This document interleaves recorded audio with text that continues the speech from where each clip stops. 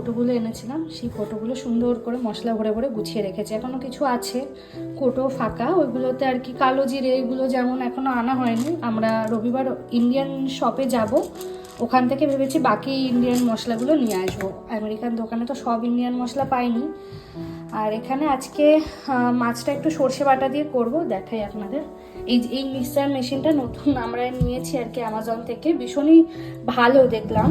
মানে খুব ইজিলি আর কি সব কিছুর পেস্ট হয়ে যাচ্ছে। এখানে সর্ষে, কাঁচা লঙ্কা, একটু টক দই, নুন, হলুদ দিয়ে পেস্ট করেছি।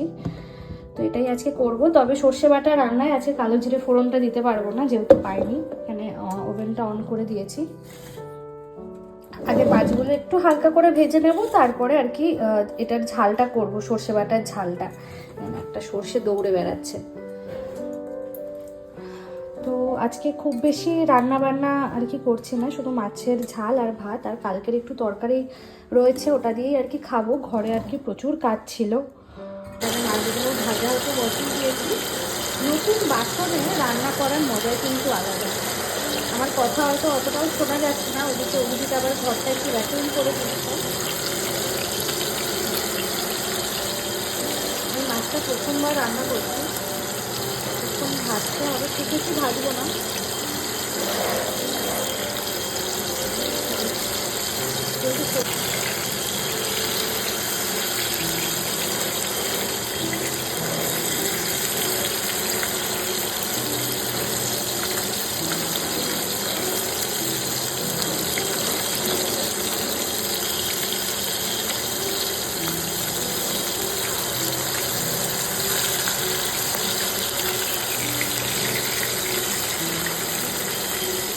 মাছ ভাজার তেল ছিল খানিকটা, সেই প্যানের মধ্যেই যে পেস্টটা করেছিলাম সেটা দিয়ে দিয়েছি।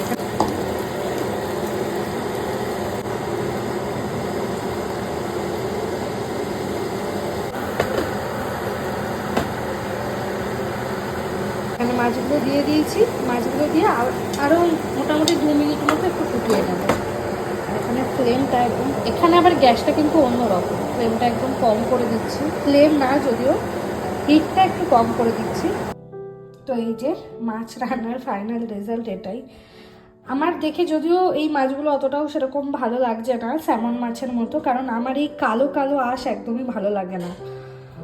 তো স্যামন মাছে এরকম হতো না, স্যামন মাছে পুরো গোল্ডেন কালারেরই হতো। আমি আগেও আপনাদেরকে দেখিয়েছি স্যামন মাছ রান্না, অনেক রকম রেসিপি করে দেখিয়েছি। তবে আজকের হচ্ছে ট্রাউট মাছ। আপনার এই মাছ তাহলে অবশ্যই কিন্তু কমেন্টে জানাবেন যে আপনাদের কেমন লাগে এই মাছটি খেতে।